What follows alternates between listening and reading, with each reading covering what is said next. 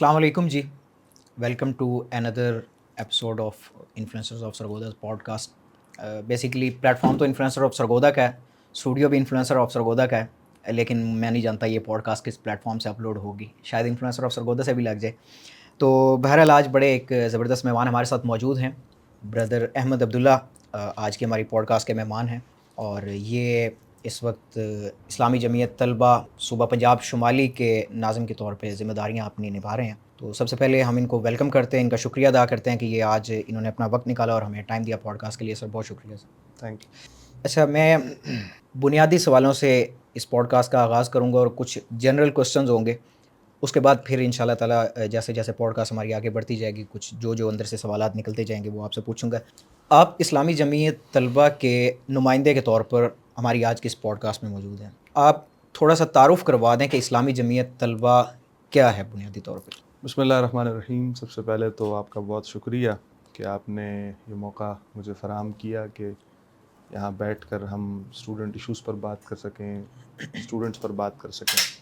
اسلامی جمعیت طلبہ جس کی نمائندگی میں یہاں بیٹھ کر کر رہا ہوں, یہ بنیادی طور پر پاکستان کی اگر یوں کہا جائے کہ سب سے بڑی اور سب سے منظم طلبہ تنظیم ہے کہ جو 23 دسمبر سن 1947 سے لے کر آج جب میں اور آپ یہاں بات کر رہے ہیں تو پاکستان کے کم و بیش ہر گلی کوچے میں, پاکستان کے ہر تعلیمی ادارے میں, ہر جامعہ میں یہ انسانی زندگیوں کی تعمیر کا کام کر رہی ہے.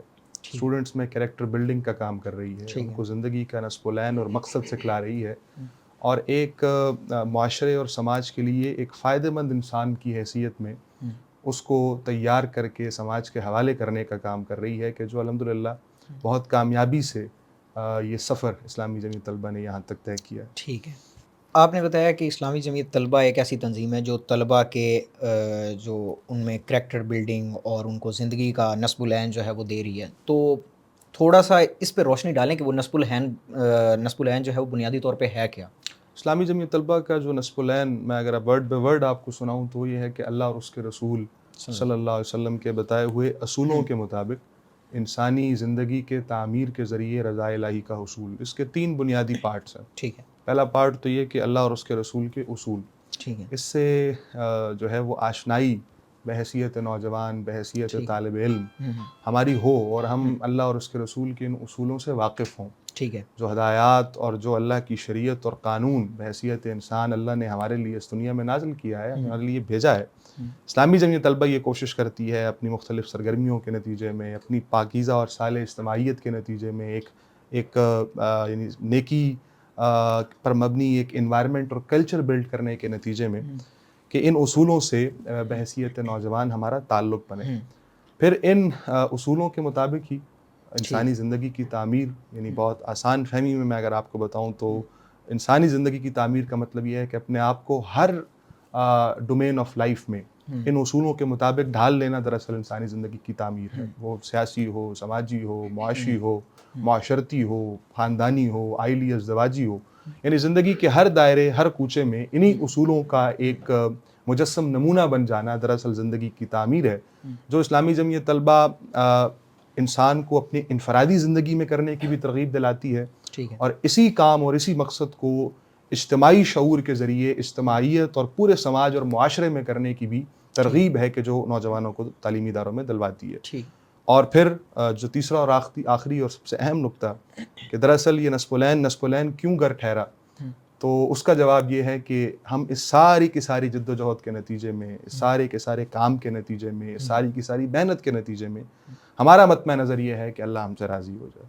تو انسانی زندگی کی تعمیر کے ذریعے رضا الہی کا حصول, یہی اسلامی جمعیت طلبہ کا نصب العین. بظاہر اس سے ایک تاثر یہ جاتا ہے کہ یہ بڑا ہی کوئی ریلیجیس اور بڑا ہی کوئی جو ایک ریڈیکل قسم کا نصب العین ہے, یا آپ کے جو نظریات ہیں وہ پراپر ایک ریلیجیس مائنڈ سیٹ والے نظریات ہیں.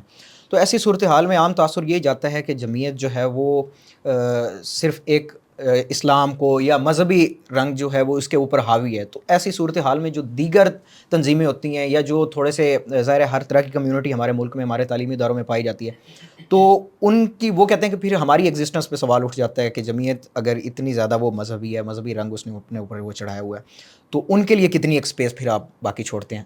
اگر آپ سارا کچھ آکوپائی آپ کر جائیں گے اپنے ان اسلامی نظریات کے ساتھ, تو باقی نظریات والوں کو کیا بنے؟ نہیں, میرا پہلا اختلاف تو یہ کہ یہ ریلیجن اور یہ لفظ ریڈیکل ایک ساتھ بولنا یہ بھی ایک پورا مائنڈ سیٹ ہے, اور میں سمجھتا ہوں کہ ایک برین ڈرین کا حصہ ہے. لیکن خیر, پاکستان کا قانون اور آئین آرٹیکل 16 کنسٹیٹیوشن آف پاکستان یہ حق رکھ دیتا ہے تمام پاکستان کے شہریوں کو کہ وہ کسی بھی اجتماعیت کا حصہ بنیں, وہ حق خود ارادیت کا استعمال کریں.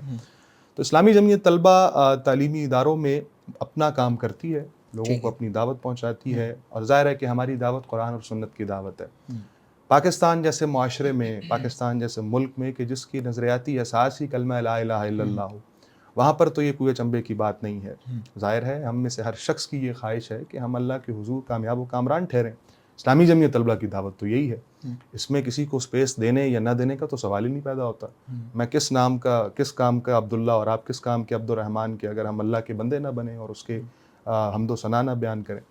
البتہ مختلف نظریات کا پرچار مختلف تنظیمیں تعلیمی اداروں میں کرتی ہیں. بہت ساری اسٹوڈنٹ آرگنائزیشنز ہیں کہ جن سے ہمارا نظریاتی اختلاف موجود ہے, اور ہم گو نہ گو اس کا اظہار بھی کرتے ہیں.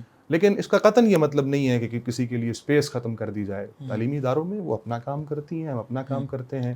ہم اپنی دعوت رکھتے ہیں, وہ اپنی دعوت رکھتے ہیں. ہماری دعوت کی اپنی ایکسیپٹیبلٹی ہے, ان کی بھی شاید کسی نہ کسی ادارے میں ہوتی ہے. تو ایک احترام کا رشتہ ہے جو ہمارے درمیان موجود ہے, اور انشاءاللہ قائم رہے گا. آئیڈیلی تو یہ بڑا اپیل کر رہا ہے یہ آپ کے نظریات یا آپ کا دوسروں کے لیے ایکسیپٹنس, لیکن عملی میدان میں ہمیں اس میں تھوڑی سی جو ہے نا وہ کمی نظر آتی ہے بعض مواقع پہ, کہ جامعات میں, یونیورسٹیز میں, تعلیمی اداروں میں طلبہ تنظیموں کا یا جو ایتھنک گروپس اگر میں کہوں, ظاہر ہے وہ بھی آپ جیسے کہہ رہے ہیں کہ ہر کسی کو رائٹ ہے کہ وہ اپنے نظریات کا پرچار کرے, تو ان کے ساتھ جمعیت ہمیں جو ہے وہ کلیش میں آتی ہوئی نظر آتی ہے, لڑائیاں ہوتی ہیں, جھگڑے ہوتے ہیں. ایسا تاثر کسی اور طلبہ تنظیم کا نہیں بنا. اس کے علاوہ بھی دیگر تنظیمیں موجود ہیں. تو جمعیت اگر ایسا کرتی ہے تو کیوں کرتی ہے؟ کیوں جمعیت لڑائیاں جھگڑے, یا میں آپ کو اسپیسیفک ایک ایشو پہ اگر آپ مثال دے دوں, اگر آپ طلبہ تنظیموں کا کلیش نہ بھی کہیں, تو جامعہ میں, یونیورسٹیز میں جہاں آلریڈی ہمارے ہاں ایک مخلوط تعلیمی نظام چل رہا ہے, تو وہ تو نظام کا حصہ ہے. تو اس میں اگر 2 اسٹوڈنٹس بیٹھے ہیں, ایک فیمیل ہے ایک میل ہے, تو ان کو جا کے مارنا, ڈنڈے مارنا, اور پھر جتنا ہمیں خبروں میں ساری چیزیں نظر آتی ہیں کہ جمعیت نے فلاں ایونٹ پہ حملہ آور ہو گئی, فلاں لوگوں کو مار دیا, ڈنڈے لے کے پولیس کے پیچھے چڑھ دوڑے, تو یہ ساری چیزیں پھر آپ ان کو کس اینگل سے دیکھتے ہیں؟ دیکھیے, جہاں تک بات کی آپ نے ایتھنک گروپس کی, آپ نے خود بھی ایتھنک گروپ کہا انہیں, یعنی لسانیت اور عصبیت کی بنیاد پر جو مختلف بظاہر کاؤنسلز کے عنوان سے کچھ جتھے تعلیمی اداروں میں بنے ہیں, یہ تو کوئی آرگنائزیشن نہیں ہے, نہ یہ کوئی آئیڈیالوجیکل کام ہے. یہ تو صرف اور صرف اپنی انا کی پرستش ہے, اور اپنے عصبیت اور لسانیت کو لے کر ایک تفریق کا کلچر عام کرنا ہے, کہ جس پر بہرحال کچھ مائنڈ سیٹ اس پر بھی کام کر رہے ہیں, اور یہ پورا ایک ایجنڈا ہے جس کو بہت ساری جگہوں سے سرپرستی بھی حاصل ہے. اگر ان کی بات نہ کی جائے تو طلبہ تنظیموں کے درمیان جو تصادم کا معاملہ ہے, میں بہرحال اس سے انکار نہیں کروں گا کہ یہ کہیں نہ کہیں تعلیمی اداروں میں کچھ خال واقعات ایسے ملتے ہیں. لیکن میری ذاتی رائے میں یہ بنیادی طور پر اسٹوڈنٹ یونینز کے انسٹیٹیوشن پر بین کے نتیجے میں یہ مسائل پیدا ہوتے ہیں. ظاہر ہے کہ بحیثیت طالب علم, بلکہ بحیثیت انسان, یہ فطرت انسانی میں شامل ہے کہ آپ کے پاس یہ حق موجود ہونا چاہیے کہ آپ کسی کو اپنی نمائندگی کا حق دیں, آپ کسی کو اپنے درمیان میں سے چنیں, اور اپنے مسائل کو ارباب اختیار تک پہنچانے اور سلجھانے کے لیے کسی نہ کسی کے بہرحال حق میں اپنی رائے کا استعمال کریں. اور اس کے نتیجے میں جو بھی ایک منتخب نمائندہ اس کسی بھی کمیونٹی سے ابھر کر اوپر آتا ہے, تو بہرحال اس پر پھر سب کا اکتفا ہوتا ہے. اسی لیے آپ دیکھیے کہ آپ کے مزدوروں سے لے کر, آپ کی ریلوے سے لے کر, آپ کے تاجران سے لے کر, آپ کے ڈاکٹر سے لے کر لائرز, تمام طبقات زندگی سے تعلق رکھنے والے لوگوں کی اپنی یونینز موجود ہیں. لیکن پاکستان کا unfortunately 60% of the total population, یعنی کہ جو نوجوان ہیں, اور ظاہر ان میں سے تقریباً 30-40% سے زیادہ لوگ وہ ہیں کہ جو تعلیمی اداروں تک پہنچتے ہیں, ان کو اس بنیادی حق سے محروم رکھا گیا ہے. یہاں پر آئین اور قانون کو بھی پس پش ڈال دیا جاتا ہے, یہاں پر انسانی فطرت کا بھی خیال نہیں رکھا جاتا, یہاں پر سماج کی ضروریات کو بھی پس پش ڈال دیا جاتا ہے. تو جب اس طرح کی کیفیت اور اس طرح کا ایک انسٹیبلٹی کسی بھی تعلیمی ادارے میں کریٹ کر دی جائے یا کسی بھی سماج میں کریٹ کر دی جائے تو وہاں پر پھر عدم برداشت کا کلچر پروان چڑھتا ہے. ٹھیک ہے, اور ظاہر ہے کہ نوجوان خون تو ویسے بھی بہت ٹھاٹھے مارتے سمندر کی طرح جو ہے وہ جوشیلا ہوتا ہے. تو پھر بات بات پر وہ ہے نا کہ کبھی پانی پینے پلانے پہ جھگڑا, کبھی گھوڑا آگے بڑھانے پہ جھگڑا. تو بس یہ جھگڑے تو دراصل اس بنیاد پر ہیں. میں اگر اس کو ایک جملے میں سموں تو میرے نزدیک یہ ایڈمنسٹریٹو فلا ہے جو کہ انٹینشلی ہمارے تعلیمی اداروں کی انتظامیہ, ہمارے ارباب اختیار, ارباب حکومت, یہ طلبہ یونین کے انسٹیٹیوٹ پر کس نے پابندی لگائی تھی اس ادارے پر؟ ہمارے ملک کے ڈکٹیٹر صاحب نے لگائی تھی. جاؤ الگ صاحب لگا کر چلے گئے, اور یہ تحفہ آج تک ہم بھگت رہے ہیں. وجہ کیا ہے؟ وجہ یہ ہے کہ پھر کوئی آواز اٹھانے والا سامنے نہ بچے, کوئی بات کرنے والا, سوال کرنے والا کھڑا نہ ہو, اور اپنی منمانی ہے کہ جو چلتی چلی جائے. تو یہ جو عدم برداشت کا کلچر ہے میرے نزدیک تو بنیادی طور پر یہ اسی طلبہ یونین کے ادارے پر پابندی کے نتیجے میں. آپ نے غالباً ایک اور بات کی کہ جمعیت کا ہی نام آتا ہے, جمعیت کا ہی نام آتا ہے, طلبہ تنظیمیں تو شاید اور بھی ہیں. تو میں نے جیسے پہلے ذکر کیا وہ ہے ایک محاورہ کہ ظاہر ہے کہ نام ہوگا تو بدنام ہوگا. الحمدللہ جمعیت موجود ہے, جمعیت آن گراؤنڈ کام کر رہی ہے, اپنے لاکھوں سینکڑوں کارکنان کے ساتھ ملک بھر کے طول و عرض میں موجود ہے. تو اس لیے ہم نظر آتے ہیں. اور الحمدللہ ہمارے ہاں اگر آپ 80 سال کی تاریخ دیکھیں اس میں اگر چند واقعات کو اس طرح کے آئے ہیں تو میں آپ کو بڑی گارنٹی سے یہ بات کہہ سکتا ہوں کہ ان واقعات کو کبھی بھی کسی بھی حوالے سے انڈوز نہیں کیا گیا آرگنائزیشنلی. اگر کہیں پر اسلامی جمعیت طلبہ کی طرف سے بحیثیت تنظیم نہیں لیکن کسی کارکن نے کوئی غلطی بھی کی تو اس پر بڑا کڑا احتساب کا ہمارا پورا نظام موجود ہے اور ہم کرتے ہیں. تو الحمدللہ آپ اگر ابھی بھی جائزہ لیں تو وہ تعلیمی ادارے جہاں پر اسلامی جمعیت طلبہ اپنی آب و تاب سے موجود ہے تو وہاں پر اس طرح کے واقعات کی ریشو نسبتاً کم ہے. لیکن جہاں کوئی ایتھنسٹی کی بنیاد پر اور اس طرح کی تقسیم کی بنیاد اور تفریق کی بنیاد پر, چاہے مذہبی ہو, لسانی ہو, جو بھی ہو, جہاں پر اس طرح کے لوگ موجود ہیں اور ان کو ایڈمنسٹریٹو بیک ان کے ساتھ موجود ہے تو وہاں پر یہ عدم برداشت کا کلچر کنٹرول سے باہر ہو جاتا ہے. صحیح. آپ نے طلبہ یونین کا تذکرہ کیا, اسٹوڈنٹ یونینز کا تذکرہ کیا, اس کو آپ نے اس ایک ایشو کے تناظر میں تو ایڈریس کر دیا کہ یہ جو کلیش ہوتا ہے یہ طلبہ یونینز کے نہ ہونے کی وجہ سے ہوتا ہے, طلبہ یونینز نہ ہوں تو یہ ہوتا ہے. تو تھوڑا سا اس پہ مزید اگر آپ روشنی ڈال سکیں کہ طلبہ یونین کتنی ضروری ہیں اور ان کے ہونے سے کیا کیا فائدے ہوتے ہیں. نہ ہونے سے تو ہم نے ایک ڈسکس کر لیا کہ یہ ایشوز کی وجہ سے ہوتا ہے, تو طلبہ یونینز ہوں تو کیا فائدے ہو سکتے ہیں؟ دیکھیں اسٹوڈنٹ یونینز ایک ایسا آرگینک انسٹیٹیوٹ ہے کہ جو سماج میں بہت مثبت کردار ادا کرتا ہے. یعنی گراس روٹ لیول سے آپ لوگوں کو انٹلیکچولی گروم کرتے ہیں, لوگوں کو اپنی سکلز کو نکھارنے کے لیے, اپنا ایک مثبت کردار معاشرے میں ادا کرنے کے لیے ان کی برین سٹارمنگ ہے کہ جو بہت ابتدائی مرحلے سے کرتے ہیں, یعنی نوجوانی کے عالم میں بحیثیت طالب علم. اب جب ایک یونیورسٹی میں ایک اسٹوڈنٹ آئے گا یا کسی کالج میں کوئی طالب علم پڑھے گا اور ظاہر ہے کہ انسانوں کے سماج اور انسانوں کے معاشرے میں مختلف نوعیت کے مسائل بھی ہوتے ہیں کہ جو پیدا ہوتے ہیں, ان مسائل کو حل کرنے کے لیے جد و جہد کرنے کا راستہ اور اس جد و جہد کی حص کسی انسان کے اندر اگر پیدا ہوگی تو کل کو اپنے سماج اور معاشرے میں جا کر, اپنی عملی زندگی میں جا کر جب وہ اس معاشرے اور سماج میں ظلم دیکھے گا تو اس کے خلاف بھی کھڑا ہوگا. پھر ایسا نہیں ہوگا کہ وہ اپنے ارد گرد ظلم دیکھے, اپنے آس پاس کی طرف ہر طرف ظالم کو جس کی لاٹھی اس کے بھینس کے قانون کو دیکھے اور اس میں پھر خاموش ہو کر بیٹھ جائے. اور وہ جو انڈیویجولزم کا ایک پورا کانسیپٹ ہے ہمارے معاشرے میں جس کو بڑا کام کیا جا رہا ہے, پھر ظاہر ہے کہ وہ اس کا قائل نہیں ہوگا, اس کا حامی نہیں ہوگا. تو میرے نزدیک سب سے اہم کام اسٹوڈنٹ یونینز کا یہ ہے کہ یہ ایک ایسی نرسری ہے کہ جہاں پر پروان چڑھنے والا جو پودا ہے وہ کل کو ایک شجر سایہ دار کی کیفیت اختیار کر جاتا ہے. اور پاکستان میں جب تک یہ طلبہ یونین کا ادارہ بحال رہا ہے, آپ دیکھیے کہ آپ کی سیاست ہو, آپ کی مختلف سماجی کارکنان ہو, مختلف اور اس طرح کے لوگ کہ جنہوں نے پاکستانیوں کو انفلوئنس کیا ہے کسی نہ کسی دائرے میں, وہ بہت شاندار لوگ تھے. لیکن اب بے مقصدیت کی ایک لہر ہے کہ جو ہم جن زی کے اندر بھی محسوس کرتے ہیں, اور مستقبل تو بہرحال اس اعتبار سے بہت تاریک نظر آ رہا ہے. تو سب سے اہم تو بات یہ ہے. نمبر 2 یہ کہ تعلیمی اداروں میں بالخصوص جو جامعات ہیں وہاں پر آئے روز جو ہمارے حکومت کی جانب سے اور ہمارے حکومتی پالیسیوں کے نتیجے میں جو طلبہ پر ظلم ڈھائے جاتے ہیں, جو مختلف مسائل ہیں کہ جو اسٹوڈنٹس کے لیے کریٹ کیے جاتے ہیں, فیسوں کے اندر اضافہ ہے, مختلف ایسی پالیسیاں ہیں کہ جو بے جا طلبہ کو ان کے سروں پر جو ہے وہ تھوپ دینے کے مترادف ہوتی ہیں. پھر اسی طرح آپ کے ہاں جو یعنی لیک آف اپرچونیٹیز کا مسئلہ ہے, آپ کے ہاں طبقاتی نظام تعلیم کا مسئلہ ہے, آپ کے ہاں لنگوسٹک کا مسئلہ ہے, آپ کے ہاں عالمی معیار کی جو اپرچونیٹیز اور فیسلٹیز تعلیمی اداروں میں ہونی چاہیے اس کا مسئلہ ہے, آپ کے ہاں ریکگنیشن کا مسئلہ ہے, آپ کے ہاں یعنی کہ کسی بھی فرد اور کسی بھی طالب علم کے لیے کیریئر کاؤنسلنگ کا مسئلہ ہے. لوگوں کے یعنی اب تو تعلیمی اداروں میں پڑھنے والا بچہ بہت سارے سائیکولوجیکل ایشوز کا شکار ہو چکا ہے. ان تمام تر مسائل کو, ان تمام تر ایشوز کو ایڈریس کرنے کے لیے میں یہ سمجھتا ہوں کہ اسٹوڈنٹ یونین ایک بہت مضبوط ادارہ ہے اور بہت بہترین ادارہ ہے کہ جس کا بہرحال انکار کوئی نہیں کر سکتا. اسی طرح پھر آپ کی ظاہر ہے کہ بحیثیت کسی بھی تعلیمی ادارے کے بنیادی اسٹیک ہولڈر کے یہ ہمارا اور آپ کا بحیثیت نوجوان حق ہے کہ ہمیں یہ حق دیا جائے کہ پالیسی ساز فورمز پر ہم اپنی آواز پہنچا سکیں. اب ظاہر ہے کہ یہ ممکن نہیں کہ پالیسی ساز فورم جو ہے وہ ایک ایک طالب علم کے پاس جائے اور جا کر ان سے کوئی نہ کوئی ریپریزنٹیٹیو تو کوئی ریپریزنٹیٹیو ہونا چاہیے, اور یہ پوری دنیا کا قانون ہے, پوری دنیا میں اس طرح ہوتا ہے. ٹھیک ہے, تو یہ تو وہ چند چیدہ میں سمجھتا ہوں کہ ضروریات ہیں کہ جو طلبہ یونین کو لے کر یہاں پر بیان کی جا سکتی ہیں, وگرنہ یہ فہرست بہت لمبی ہے. یہ ہر اعتبار سے آپ کے معاشرے میں اپنا ایک مثبت کردار رکھتی ہے طلبہ یونین, اور اس کے جو نقصانات اور کانسیکوینسز ہیں اس پر پابندی کے نتیجے میں وہ اس ملک نے بہت بری طرح بھگتے ہیں اور بھگت رہے ہیں.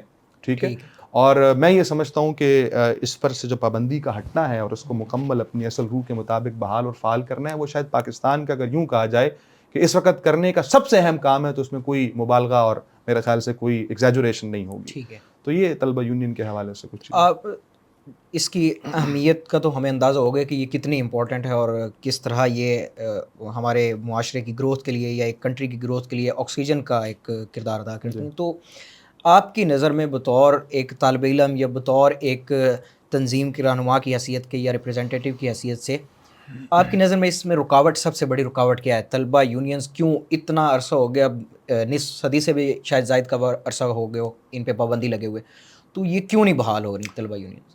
میرے خیال سے ایک رکاوٹ اگر ایک کی آپ نے ذکر کرنا ہے تو وہ تو نیپو پالیٹکس ہے.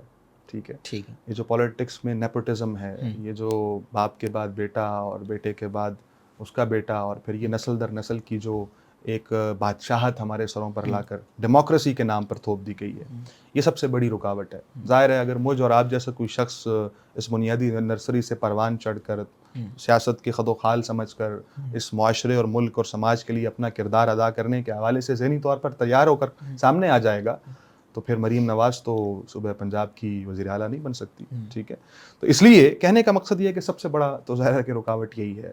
ہمارے اوپر بیٹھے جو ارباب اختیار ہیں, جو اس ملک کی اسٹیبلشمنٹ ہے بنیادی طور پر, وہ یہ کبھی نہیں چاہتے کہ ایک عام شخص, ایک عام شہری, ایک عام نوجوان وہ اٹھے اور اٹھ کر اپنے معاشرے کے لیے, اپنے صوبے کے لیے, اپنے ملک کے لیے کوئی مثبت کردار ادا کرے, بلکہ چند ہی خاندان ہوں, چند ہی وڈیرے ہوں, چند ہی جاگیردار ہوں, چند ہی طاقتور لوگ ہوں کہ جن کے ہاتھوں میں یہ ملک کا پورا نظام چلے, اور بس وہ انہی کو فائدہ دینے کے لیے اس نظام کو ترتیب دیتے ہیں. ان کے نزدیک نظام بہتر وہی ہے کہ جو انہیں فائدہ پہنچائے, انہیں کسی اور سے کوئی غرض نہیں ہے. تو طلبہ یونین پر پابندی کا بنیادی مقصد یہی ہے. آپ اگر تاریخ میں بھی جائیں تو ضیاء الحق نے جب اس پر پابندی لگائی, اس کی وجہ یہ تھی کہ جہاں پر آپ کے ملک کی تمام تر سیاسی جماعتیں کم و بیش وہ مصلحت کا شکار ہو گئیں, مفاہمت کا شکار ہو گئیں, اور نہ جانے یعنی قریب ہی تھا کہ ڈکٹیٹر صاحب کے ساتھ جا کر بیٹھ جاتی, اس وقت اسلامی جمعیت طلبہ اور اس طرح کی طلبہ تنظیموں نے اٹھ کر بڑی شدید قسم کی مزاحمت کی اس ڈکٹیٹرشپ کے خلاف اور اس پورے ظالمانہ نظام کے خلاف.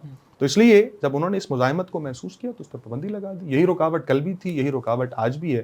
بلکہ چلیں آپ کے توسط سے ایک واقعہ, میں سپریم کورٹ میں موجود تھا, ہماری طلبہ یونین کے حوالے سے ایک کیس میں پیشی تھی, تو وہاں پر جج صاحب نے فرمایا کہ آپ کیوں چاہتے ہیں کہ جو پولیٹیکل کلچر ہمارے ملک میں اور ہمارے گلی کوچوں میں اس وقت موجود ہے, کہ جو بہت ہی زیادہ گھٹیا اور یعنی فرسودہ آپ کہہ سکتے ہیں, وہ آپ کے تعلیمی اداروں میں بھی آ جائیں. تو خیر وہاں ہمارے وکیل صاحب نے بڑی اچھی بات کی, انہوں نے کہا کہ بجائے اس کے کہ آپ اس پولیٹیکل کلچر کا کچھ سدباب کریں کہ جو آپ کے ملک کو دیمک کی طرح چاٹ رہا ہے, آپ اپنے اس کی یعنی وہ کہیں بجائے اس کے کہ آپ اپنے گراس روٹ اور کور ایشوز کو جا کر حل کریں, آپ یہ چاہتے ہیں کہ بس ٹوٹی ہوئی دیوار کے اوپر سے ایک دفعہ پھر رنگ پھیر دیا جائے اور مزید کچھ عرصہ اس کو چلا لیا جائے. تو اس طرح سے نظام نہیں چلتا.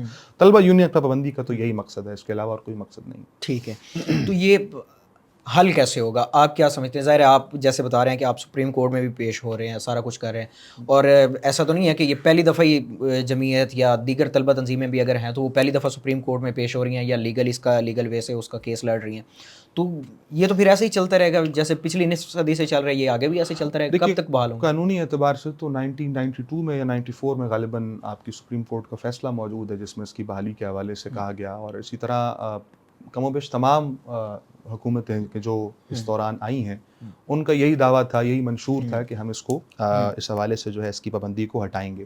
ایون سندھ کے حوالے سے بات کی جائے تو ابھی ریسنٹلی بھی ان کی قانون ساز اسمبلی میں اس حوالے سے لیجسلیشن ہوئی ہے، KPK کے اندر اس حوالے سے بات چیت چلتی رہتی ہے. ایون پنجاب میں بہت دعوے کیے جاتے ہیں طلبہ یونین کو بحال کرنے کے حوالے سے، لیکن میں یہ کہوں گا کہ یہ جتنے دعوے ہیں یہ سب جھوٹ پر مبنی ہیں.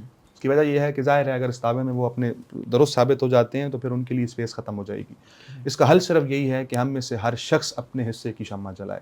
شکوائے ظلمت شب سے تو کہیں بہتر تھا، اپنے حصے کی کوئی شمع جلاتے جائیں، اپنے حصے کی شمع جلائیں. اسلامی جمعیت طلبہ ہر دور میں اس حوالے سے جد و جہد کرتی آئی ہے. ہم نے اس حوالے سے مزاحمت کا راستہ اختیار کیا، اور اب بھی اس وقت بھی اگر میں بات کروں تو ہمارا 10 روزہ ایک ریفرینڈم ہے کہ جو 1 نومبر سے 10 نومبر تک چل رہا ہے.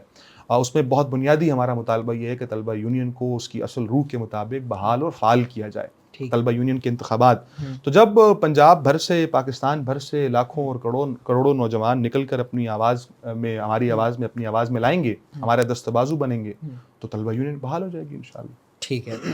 طلبہ یونینز کے علاوہ اگر ہم اسپیسیفکلی اگر جمعیت کی بات کریں تو اس طرح تو یہ تاثر تو یہی جا رہا ہے ہماری اس پوڈ کاسٹ کے تھرو بھی، یا اوور آل جیسے آپ بات کر رہے ہیں کہ جمعیت بڑا ایک مثبت رول جو ہے وہ اس حوالے سے ادا کر رہی ہے.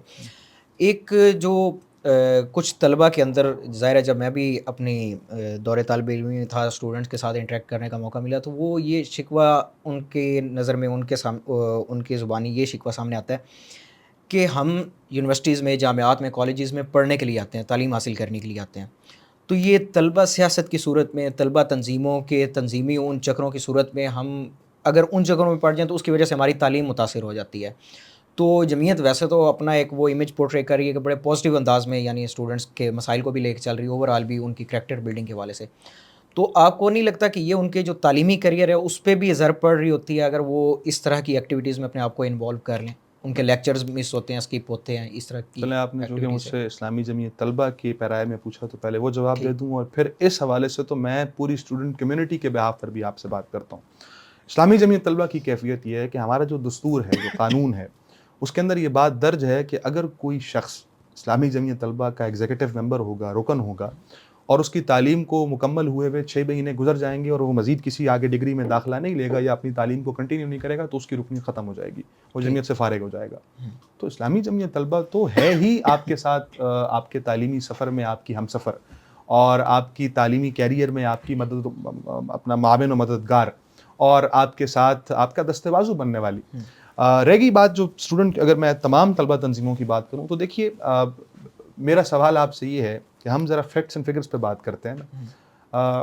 کون سی ایسی سرگرمی ہے کہ جو اسلامی جمعیت طلبہ منعقد کرتی ہو اور جس کے نتیجے میں یہ کہا جا سکے کہ یہ آپ کے تعلیمی کیریئر میں رکاوٹ پیدا کر رہی ہے؟ اسٹڈی سرکل آپ کے تعلیمی کیریئر میں رکاوٹ پیدا کرتا ہے، درس قرآن آپ کے تعلیمی کیریئر میں رکاوٹ پیدا کرتا ہے، کچھ سیمینار آپ کے تعلیمی کیریئر میں رکاوٹ پیدا کرتا ہے، کوئی سپورٹس ایکٹیویٹی اور سپورٹس فیسٹیول آپ کے اس پورے تعلیمی کیریئر میں کوئی رکاوٹ پیدا کرتا ہے، ایکسپو منعقد کروانا آپ کے تعلیمی کیریئر میں کوئی رکاوٹ پیدا کرتا ہے، مختلف حوالوں سے ڈیبیٹس اور ڈسکشنز کروانا یہ تعلیمی اداروں میں اور تعلیم میں رکاوٹ پیدا کرتا ہے؟ قطعاً نہیں کرتا. یہ ہیں وہ کور ایکسٹرا کریکولر ایکٹیویٹیز کے جو اسلامی جمعیت طلبہ تعلیمی اداروں میں منعقد کر رہی ہے، کروا رہی ہے، اور شب و روز کروا رہی ہے، اور لاکھوں کی تعداد میں یہ سرگرمیاں ہر مہینے ہیں کہ جو پورے پاکستان میں الحمدللہ ہوتی ہیں. اور اسی طرح باقی طلبہ تنظیمیں بھی جو مثبت سرگرمیاں کرتی ہیں وہ کم و بیش ایسی ہیں. میرا آپ سے سوال یہ ہے کہ اگر یہ تعلیمی کیریئر میں واقعی اتنی بڑی رکاوٹ ہوتی تو پھر انہی طلبہ تنظیموں سے ڈاکٹر اسرار کیسے نکل کر سامنے آ سکتا ہے؟ انہی طلبہ تنظیموں کی نرسری میں پروان چڑھ کر ڈاکٹر عبدالقدیر خان ہمارے سامنے کیسے آ سکتے ہیں؟ انہی طلبہ تنظیموں کی نرسری میں پروان چڑھ کر خرم مراد کیسے پیدا ہو سکتا ہے اور بن سکتا ہے؟ پروفیسر خورشید احمد کیسے تیار ہو سکتا ہے؟ منور حسن کیسے تیار ہو سکتا ہے؟ یہ بے تکی بات ہے، یہ ایک جھوٹ ہے کہ جس کو ہمارے معاشرے میں کھڑا جاتا ہے ہمارے حکومتی عہدیداران کی طرف سے صرف اپنی نااہلی کو چھپانے کے لیے. میں یہ کہوں گا کہ اگر میں اپنی ذاتی بات کروں، میں انجینئرنگ کا طالب علم اور گریجویٹ ہوں، اور الحمدللہ اسلامی جمعیت طلبہ نے مجھے میرے تعلیمی کیریئر میں آؤٹ آف دا وے جا کر سپورٹ کیا اس اعتبار سے کہ یعنی میں یوں سمجھتا ہوں کہ میں آج جہاں پر ہوں تو وہ اسلامی جمعیت طلبہ کی وجہ سے ہوں، اپنے تعلیمی کیریئر کو لے کر. اور یہی کیفیت کم و بیش پاکستان کے اندر موجود ہر تعلیمی ادارے سے وابستہ جو فرد ہے، جو تعلیمی ادارے میں پڑھ رہا ہے، ٹھیک ہے، وہ اس بات کی گواہی دے گا. کچھ عناصر موجود ہیں کہ جو ایک پورے پروپیگنڈا کے نتیجے میں یہ کوشش کرتے ہیں کہ اس اسٹیبلش فیکٹ کو مینیپولیٹ کریں، لیکن یہ مینیپولیٹ ہو نہیں سکتا. ٹھیک ہے.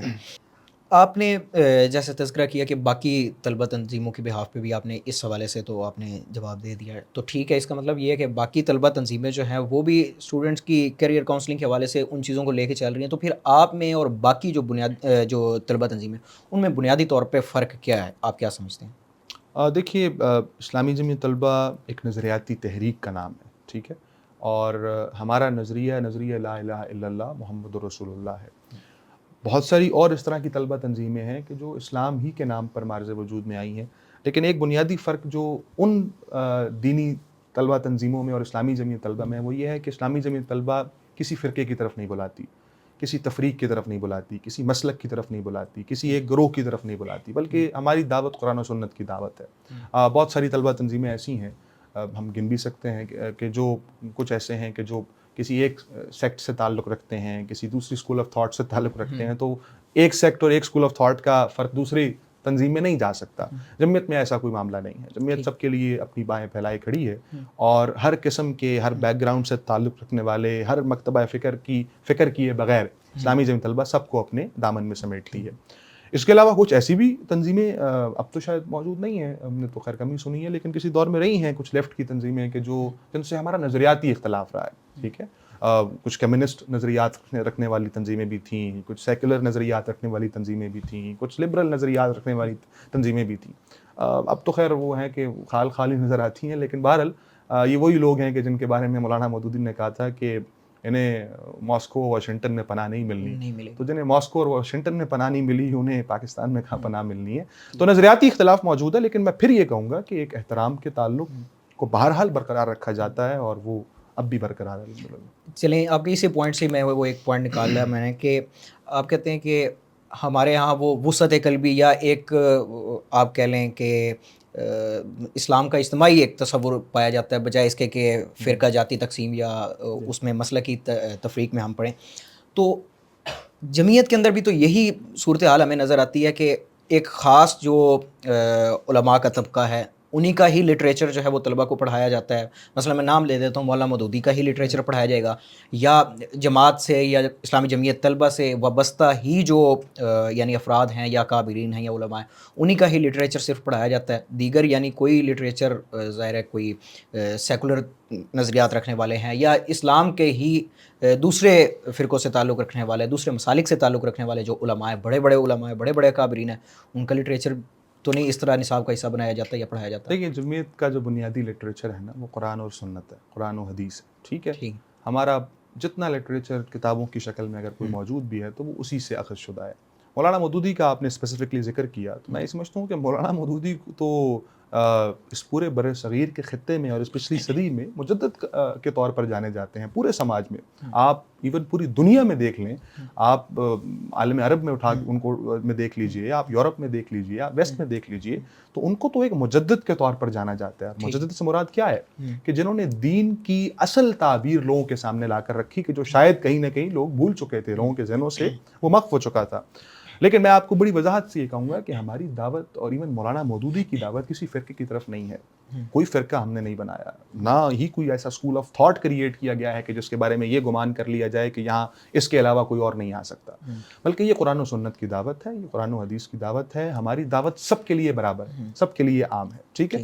رہ گئی بات، آپ نے ذکر کیا کہ خاص قسم کا لٹریچر پڑھایا جاتا ہے یا خاص قسم کا مطالعہ. تو دیکھیے، اگر ایک دینی تحریک ہے، ایک دینی تنظیم ہے جو اسلام کی طرف بلاتی ہے تو وہ اسلام کے لٹریچر پڑھائے گی نا. وہ آپ کو مارکزم تو نہیں پڑھائے گی، اور وہ آپ کو لینن کے نظریات تو نہیں آ کر پڑھائے گی اور بتائے گی.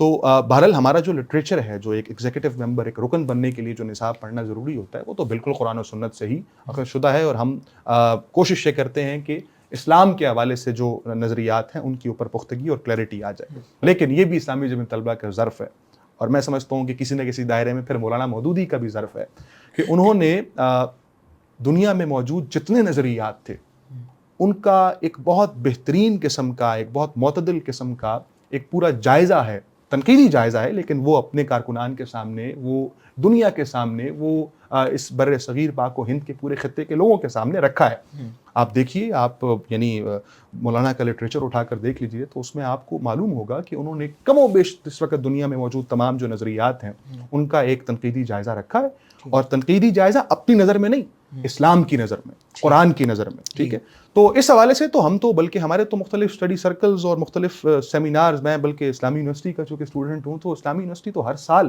ایک بہت بڑا اسٹیج لگاتی ہے, اور یہ تو ایک مرتبہ نہیں, اب تو متعدد مرتبہ یہ معاملہ, بڑے اسٹیجز لگاتی ہے, سامنے ہزاروں کی تعداد میں اسٹوڈنٹس موجود ہوتے ہیں, اور ایک طرف لا کر کسی یعنی اسلامک اسکول آف تھاٹ کے فرد کو بٹھاتی ہے, اور دوسری طرف لا کر کسی لبرل اور سیکولر آدمی کو لا کر بٹھاتی ہیں. ٹھیک ہے, یہ فرنود عالم اور یہ پرویز ہود بوائے اور یہ تمام وہ لوگ ہیں, میرا خیال ہے اگر یہ پورے سال میں کہیں کسی بڑے اجتماع سے خطاب کرتے ہیں تو وہ اسلامی جمعیت طلبہ ہی منعقد کروا رہی ہوتی ہے, اور لا کر بٹھاتی ہے لوگوں کے سامنے, ڈیبیٹس کرواتی ہے, مباحثہ کرواتی ہے, اور اس مباحثے کے نتیجے میں پھر فیصلہ عوام پر چھوڑتی ہے. تو یہ بھی اسلامی جمعیت طلبہ کا ظرف ہے کہ الحمدللہ ہم یہ ہے کہ ہر یعنی مینٹیلٹی کے فرد کو اپنے جلووں میں لے کر چلنے کی کوشش کرتے ہیں. ٹھیک ہے, زبردست. اچھا, اس میں ایک چیز اس کی میں آپ سے, ویسے تو مجھے پیشگی معذرت کرنی چاہیے تھی, مجھے اب یاد ہے, وہ میں ابھی کر دیتا ہوں.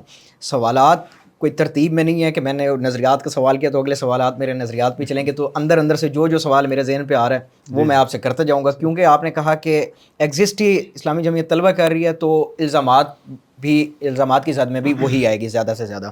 تو اس کے ساتھ ہی ایک الزام مزید جو لگایا جاتا ہے, جیسے آپ نے کہا کہ ہمارے دستور کے اندر یہ بات موجود ہے کہ تعلیمی کیریئر جس اسٹوڈنٹ کا ختم ہوتا ہے ود ان 6 months یا 4 months, اس کا یعنی وہ جمعیت سے فراغت اس کی ہو جاتی ہے, وہ جمعیت کا حصہ نہیں رہتا. لیکن ہمارے پاس ایسی مثالیں موجود ہیں کہ جمعیت جو باہر سے اسٹوڈنٹس ہوتی ہے ان کو لا کے ہاسٹلز میں بسانا, ان کی رہائش کا بندوبست کرنا, اور ان کو تعلیمی اداروں میں اس طرح اندر انٹروین کرنا, اس طرح کے کا کریکٹر یا اس طرح کے ایکٹس بھی جمعیت سے منسوب کیے جاتے ہیں. ان حوالے سے آپ اس حوالے سے کوئی ایک مثال رکھ دیجیے. پنجاب یونیورسٹی کی بہت بڑی مثال ہے. پنجاب یونیورسٹی میں ریسنٹلی بھی ابھی ایک وہ ایشو چل رہا تھا, مجھے وہ پروفیسر کا نام نہیں یاد, شاید ثاقب مبین نام تھا یا کیا نام تھا, مجھے صحیح یاد نہیں. انہوں نے اس پہ پوری تحریر بھی لکھی تھی کہ جمعیت کے لڑکے جو ہیں وہ آئے, مطلب عموماً یہ پنجاب یونیورسٹی اور پھر اسلامک یونیورسٹی, ان دو یونیورسٹیز کے حوالے سے یہ تاثر طلبہ میں پایا جاتا ہے, اور وہاں کے اسٹوڈنٹس کے حوالے سے بھی یہ بتایا جاتا ہے, وہ بھی یہی بات کرتے ہیں کہ باہر سے اسٹوڈنٹس کو لا کے یہاں ہاسٹل میں بسایا جاتا ہے. ٹھیک ہے, دیکھیے میں آپ کی اس بات سے اختلاف کروں گا. میں نے آپ سے پوچھا بھی کہ کوئی مثال دیجیے, کوئی اسپیسیفکلی کسی فرد کا نام لیجیے کہ اس فرد کو لا کر جمعیت نے رکھا. آپ کے یعنی ریاست طلبہ یونین کے خلاف ہے نا, پابندی ریاست نے لگا رکھی ہے, اس کے پاس ہر قسم کی قوت موجود ہے, ہر قسم کی یعنی پورا ایک جاسوسی کا نظام موجود ہے. لائے نا ریاست, رکھے سامنے کہ کون سا فرد ہے اور کون سا شخص ہے کہ جو غیر قانونی اسلامی جمعیت طلبہ کوئی غیر قانونی طالب علم کو ہاسٹل میں لا کر رکھتی ہے. میں تو اس بات پہ حیران ہوتا ہوں, ہمارے یہاں اچھے خاصے پڑھے لکھے لوگ جو خود کو پڑھے لکھے کہتے ہیں, وہ کہتے ہیں کہ جی انلیگل اسٹوڈنٹس. انلیگل اسٹوڈنٹ کیا ہوتے ہیں؟ اسٹوڈنٹ ہوتا ہے. رہ گئی بات جو آپ نے ذکر کیا کہ کسی استاد نے ایک تحریر لکھی اور وہ ساری چیزیں, مجھے نہیں معلوم کہ وہ کس پیرائے میں یہ تحریر تھی, لیکن میں آپ کو یہ ضرور کہہ سکتا ہوں کہ یہ وہ لغو اور جھوٹ بات ہے کہ جس کو عموماً اس لیے گھڑا جاتا ہے کہ اپنی کمزوریوں کو چھپایا جا سکے. اسلامی جمعیت طلبہ کو کوئی ضرورت نہیں ہے باہر سے اسٹوڈنٹس لے کر آنے کی. آپ نے جس اسلامی یونیورسٹی کا ذکر کیا وہاں اسلامی جمعیت طلبہ کے ہزاروں کارکنان ہیں جو جمعیت کے رفقا ہیں. جس پنجاب یونیورسٹی کا ذکر کیا وہاں اسلامی جمعیت طلبہ کی ایک درخشاں تاریخ ہے, اور ایک پورا یعنی طلبہ یونین کے دور میں دیکھیے تو جمعیت وہاں کلین سویپ کرتی آئی ہے. تو ہمیں باہر سے کسی کو لانے کی کیا ضرورت ہے؟ میرا نہیں خیال کہ یہ سچ ہے, یہ ایک جھوٹ ہے جو گھڑا جاتا ہے. اور پنجاب یونیورسٹی کے وائس چانسلر بھی اس حوالے سے جو ہے وہ الزامات لگا چکے ہیں کہ جو ہاسٹلز ہیں ان ہاسٹلز پہ جمعیت نے جو ہے وہ قبضہ کر کے رکھا ہوا ہے. وہ اپنے ہی جو نظریات والے لوگ یا اپنے دوست احباب ہوتے ہیں ان کو اس میں صرف ایڈمیشن دلواتے ہیں ہاسٹلز میں. دیکھیے ہاسٹل میں ایڈمیشن دلوانا تو جمعیت کا کام ہی نہیں ہے, اس کے لیے تو پرووسٹ آفس ہوتا ہے, یہ تو پرووسٹ آفس کا کام ہے. اگر واقعی ان کی بات سچ مان لی جائے تو پھر تو یہ پرووسٹ کی نااہلی ہے. یہ کیسے ہو سکتا ہے کہ قانون آپ کے ہاتھ میں، قانون کی لاٹھی آپ کے ہاتھ میں، طاقت اور اختیار آپ کے ہاتھ میں، اور کوئی طلبہ تنظیم آ کر جو ہے وہ کمروں پہ قبضے کر لے. ٹھیک ہے. بہرحال اس حوالے سے میں بالکل یہی کہوں گا کہ یہ بھی ایک ایسی بات ہے کہ جس میں اگر کسی بھی دائرے میں اسلامی جمعیت طلبہ کو یہ رپورٹ ہوا کہ کہیں پر اس طرح کی کوئی ایونٹ ہوا ہے، تو بہرحال ہم نے اس کو کبھی انڈورس نہیں کیا. ہم نے اس حوالے سے یعنی انتظامیہ کے ساتھ ہمیشہ کوآپریٹ کیا ہے. اور ایون میں آپ کو مثال دوں تو یہ اسلامک یونیورسٹی کے اندر پچھلے سال اسی بات کو بنیاد بنا کر اسلامی یونیورسٹی کی انتظامیہ نے تمام ہاسٹلز خالی کروا لیے بہت شارٹ نوٹس پر. ہم نے اس حوالے سے ہم اسلامی جمعیت طلبہ کے پلیٹ فارم سے اور تمام اسٹوڈنٹس کو ہم نے اکٹھا کیا.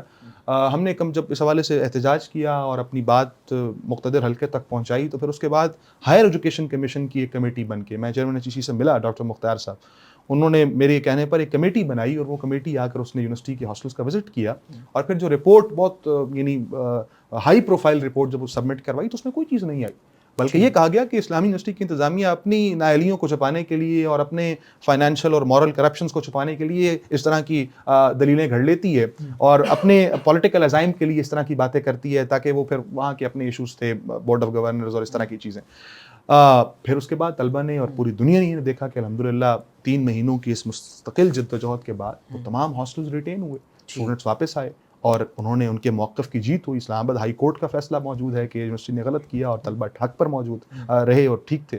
تو میں پھر یہی کہوں گا کہ یہ جھوٹ پر مبنی باتیں ہیں اور اپنی نااہلیوں کو چھپانے کے لیے کی جاتی ہیں، اگر نہ اس طرح کا کوئی نظام اس طرح کا موجود نہیں ہے کہ کوئی باہر سے لوگ لا کر بسائے جائیں. ہمارے پاس اندر بہت لوگ ہیں کہ ہمیں باہر سے لانے کی کیا ضرورت ہے. ٹھیک ہے. آپ نے بطور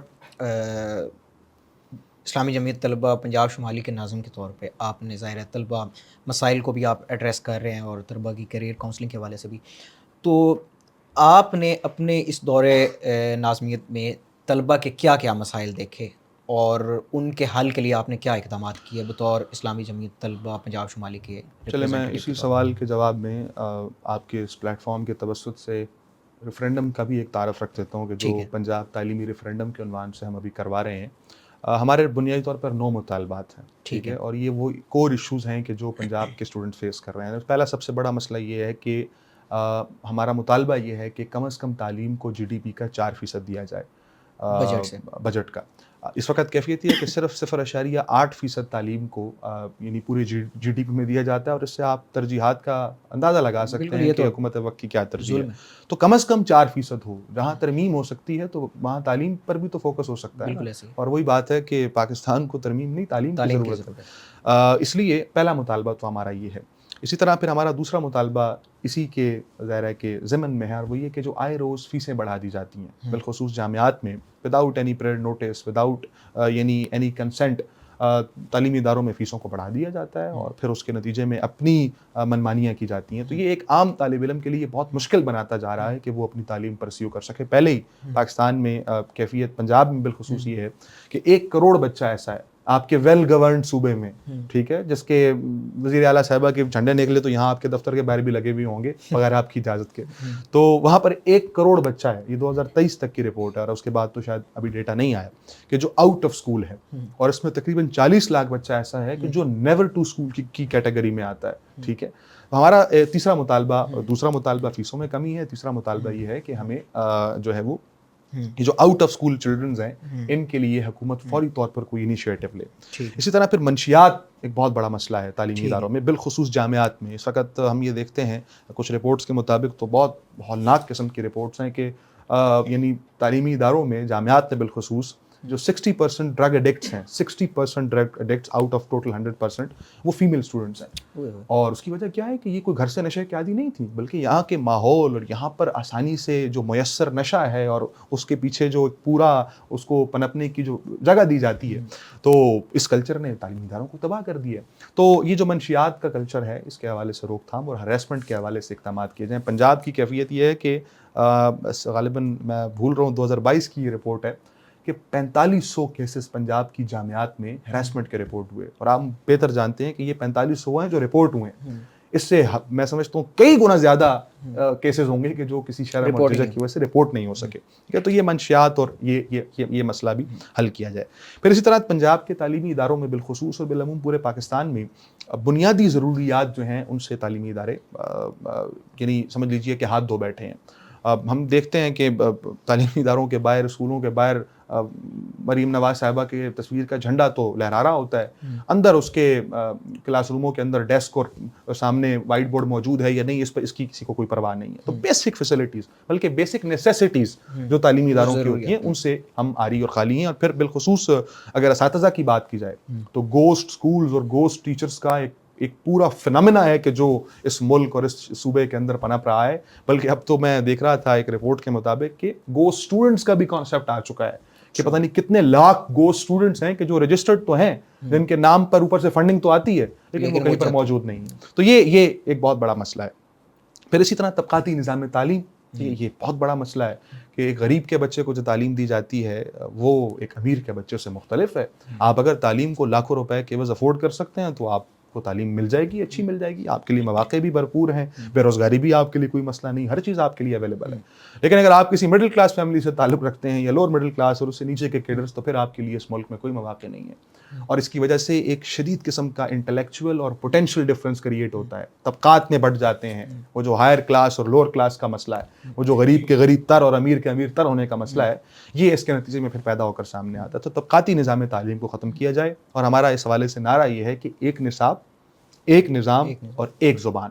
یہ پاکستان کے ہر شہری کا حق ہے اور حکومت کا فرض ہے, اور اس فرض کی ادائیگی میں حکومت کو کمزوری نہیں کرنی چاہیے.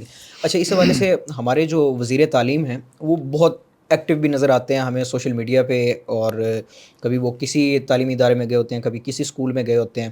بلکہ ریسنٹلی ہمارے ہی علاقے سے متعلق, سرگودا سے ہی متعلق ان کی ایک ڈبیٹ بھی چلی تھوڑی سی ہلکی پھلکی ٹویٹر پہ. ہمارے یہاں بھلوال سے MNA پہلے رہے ہیں ندیم افضل چاند صاحب, ان کے ساتھ, تو انہوں نے کسی اسکول کو شاید ماڈرنائز کیا تو اس کی انہوں نے پوسٹ لگائی, تو نیچے ٹویٹ میں رپلائی کیا ندیم افضل چاند صاحب نے کہ آپ کو میں دعوت دیتا ہوں, آپ میرے علاقے میں ہیں تو وہاں پہ آ کے اسکولوں کی حالت دیکھیں, تو ادھر ایسی حالت نہیں ہے. تو انہوں نے کہا کہ میں آپ کا دعویٰ اور آپ کا چیلنج قبول کرتا ہوں, میں آتا ہوں اور ہم نے یہاں کیا کام. تو جب سے یہ وزیر تعلیم آیا, ہمیں تو بظاہر تو سوشل میڈیا پہ تو یہ ایکٹیو نظر آتے ہیں, انہوں نے اس حوالے سے کیا اقدامات کیے, اور یہ جو اسکولوں کی پرائیویٹائزیشن ہے اس کو آپ کس اینگل سے دیکھ رہے ہیں؟ اگر کہیں پر واقعی کوئی ماڈل اسکول بنا ہے, کوئی آئیڈیل اسکول بنا ہے تو بہت اچھی بات ہے. بہرحال کیفیت یہ ہے کہ ہمارے وزیر تعلیم صاحب تو زیادہ تر ان کا فوکس ڈیکوریٹو چیزوں پر ہی ہوتا ہے, ذرا شعبدے بازی کی طرف ان کا رجحان زیادہ ہے. ٹک ٹاک وغیرہ بن جائے, کہیں کھڑے ہو کر کوئی واک ہو رہی ہو اور پیچھے کوئی گانا وانا لگا ہوا ہو تو بس وہ چڑھ جائے تو اس پہ 100-200 لائکس آ جائیں. اصل کیفیت اور حالت یہ ہے کہ یہ کام چیلنجز کو قبول کر کے اور سیاسی مقاصد کو حاصل کرنے کے لیے نہیں کیا جاتا. وزیر تعلیم کی حیثیت سے, حکومت کے نمائندے کی حیثیت سے ان کی یہ ذمہ داری ہے کہ وہ کور ایشوز کو ایڈریس کریں وداؤٹ ٹیکنگ اینی چیلنج. یہاں پر تو ندیم افضل چند صاحب موجود ہیں, انہوں نے چلے ٹویٹ کر دیا, تو جہاں پر ندیم افضل چند موجود نہیں ہے وہاں کون ٹویٹ کرے گا جا کر؟ حکومت کی تو ذمہ داری ہے نا, ریاست کو تو ماں کا کردار ادا کرنا ہوتا ہے. یہ کیسی بات ہے کہ آپ کسی ایک اسکول کو آ کر اگر 4 لائٹیں وہاں پر لگا کر اور اس کی بنیاد پر آپ اگلے 5 سال گزار دیں کہ ہم بہت کام کر رہے ہیں. اصل کیفیت یہ ہے کہ یہ صرف اور صرف سیاسی مورے ہیں. ان کا اس کے سوا اور کوئی مقصد نہیں ہے کہ اپنی سیاسی آقاؤں کو خوش رکھا جائے اور اپنی جیبوں کو بھرا جائے. یہی وزیر تعلیم صاحب ہیں کہ جن کے گھر والوں کی ویڈیوز آ رہی ہوتی ہیں اپنے والد صاحب کی کہ جی فلاں پرائمری اسکول نو ہائر سیکنڈری کر دو. واٹ از دس؟ یہ ملک ہے, یہ کوئی جنگل ہے, کیا ہے؟ ٹھیک ہے, اس لیے یہاں پر جب آپ میرٹ کو روندیں گے, جب آپ محض اپنی سیاسی وابستگیوں کی بنیاد پر اور اپنی جسے کہتے ہیں کہ پسند اور ناپسند کی بنیاد پر اور اپنے یعنی وفاداریوں کی بنیاد پر وزارتوں کو بانٹنا شروع کر دیں گے تو پھر اسی طرح کے نتائج سامنے نکل کر آئیں گے. یہ ایک صاحب, میں حیران ہوا, مجھے پتہ چلا کہ MSF کے بھی صدر یہی صاحب ہیں اور وزیر تعلیم بھی یہی صاحب ہیں. تو ماشاءاللہ میں تو پھر سبحان اللہ کہنے کے سوا میرے پاس تو کوئی حل نہیں کہ جو طلبہ یونین پر پابندی لگانے والے ہیں وہ خود MSF کے صدر بنے بیٹھے ہوئے ہیں. تو اس لیے یہ شعبدہ بازی بند ہونی چاہیے, اور اگر وہ واقعی کسی بھی طرح سے بھلے جعلی طریقے سے ہی اور جعلی مینڈیٹ کے ذریعے ہی وزیر بن چکے ہیں اور حکومت میں آ چکے ہیں تو انہیں کم از کم خدا کا خوف کرنا چاہیے. جو میں انہوں نے ویسے ہی پڑھنے چھوڑ دی ہیں تو کم از کم یہ کر لیں تاکہ شاید کوئی آگے کام بن. صحیح بات ہے. چلیں آخری میں جو ہے ہمارے پاس ٹائم بالکل مختصر ہی تھا, تو آخری سوال ایک دو جیسے آپ نے ایک تذکرہ کیا ایک مسئلے کا کہ ہراسمنٹ کے کیسز بہت زیادہ ہوتے ہیں. ہمارے سامنے باولپور یونیورسٹی کا کیس بھی موجود ہے, اس کے علاوہ بھی دیگر بہت سے کیسز موجود ہیں. تو خواتین کے معاملات کو لے کر جمعیت کی کیا اپروچ ہے؟ کیونکہ اچھا اس کے ساتھ ہی ایک اور سوال بھی اس کے ساتھ اٹیچ کر دیتا ہوں, وہ بھی ایڈریس کر دیجیے گا کہ تعلیمی اداروں میں ہمارے خاص طور پہ جو پرائیویٹ ادارے ہوتے ہیں یا جو جامعات ہوتی ہیں ان میں طلباء کی انٹرٹینمنٹ کے لیے مختلف ایکٹیویٹیز یونیورسٹیز اور تعلیمی ادارے ان کا انعقاد کرتے ہیں, جن میں ہمارے ہاں جو موسٹ پاپولر ایک آپ سمجھ لیں ایکٹیویٹی ہے یا انٹرٹینمنٹ کا ایک وہ ہے ذریعہ, وہ کنسرٹ کی صورت میں ہے. ظاہر ہے پاکستان کے پاس اتنا بڑی مقدار میں ٹیلنٹ موجود ہے سنگرز کے حوالے سے, تو ان کو تعلیمی اداروں میں لانا, کنسرٹس کروانا اور اسٹوڈنٹس ہی پارٹیسپیٹ کر رہے ہوتے ہیں ان میں, تو پھر ان ایکٹیویٹیز سے جمعیت کو کیا پرابلم ہے؟ دیکھیے جمعیت کا یہ موقف ہے, بلکہ میں سمجھتا ہوں کہ جمعیت کا نہیں, پاکستان کے ہر باشعور شہری کا یہ موقف ہے کہ مخلوط نظام تعلیم کو ختم ہونا چاہیے. کو ایجوکیشن کا جو کانسیپٹ ہے, جن ممالک سے پروان چڑھ کر آج جن کی غلامی میں ہم بچتے چلے جا رہے ہیں, وہاں کی رپورٹس یہ ہیں, یعنی خود ویسٹ اور یورپ اور امریکہ کے اندر ریسرچرز نے اس حوالے سے ریسرچ کی ہے کہ جو کو ایجوکیشن کا نظام ہے, اس مخلوط نظام تعلیم میں بچوں کی جو انٹلیکچوئل کیپیسٹی ہے, سوچنے سمجھنے کی صلاحیت ہے, وہ معاف ہو جاتی ہے اور وہ ریڈیوس ٹو ہاف پر چلی جاتی ہے تقریباً, یعنی 50% پر چلی جاتی ہے. تو اس لیے یہ تو ہر اعتبار سے, سائیکولوجیکلی بھی, آپ کی کلچر اور نارم کے اعتبار سے بھی, آپ کے دین کے حوالے سے بھی, ہر اعتبار سے ایک زہر قاتل ہے. اور اسی کا نتیجہ ہراسمنٹ کی شکل میں, اسی کا نتیجہ سائیکولوجیکل ڈسٹربنسز کے نتیجے میں, اسی کا نتیجہ یہ آپ کا جو منشیات کا کلچر, یہ بھی اسی کا نتیجہ. تو یہ تمام تر مسائل اسی مخلوط نظام تعلیم. ہمارا موقف یہ ہے, ہمارا یہ موقف ہے, اور پاکستان کے ہر باشعور شہری کا یہ موقف ہے کہ حکومت وقت کی یہ ذمہ داری ہے کہ وہ میل اور فیمیل دونوں اسٹوڈنٹس کو سپریٹ کیمپسز پرووائڈ کرے, ایکول اپرچونٹیز پرووائڈ کرے, ایکول فیسلٹیز پرووائڈ کرے, اور سیپریٹ کلاسز کے نتیجے میں, سیپریٹ کیمپسز کے نتیجے میں, سیپریٹ جامعات اور تعلیمی اداروں کے نتیجے میں اس بات کو میک شور کرے کہ پاکستان کے ہر شہری کو تعلیم کا بنیادی حق حاصل رہے.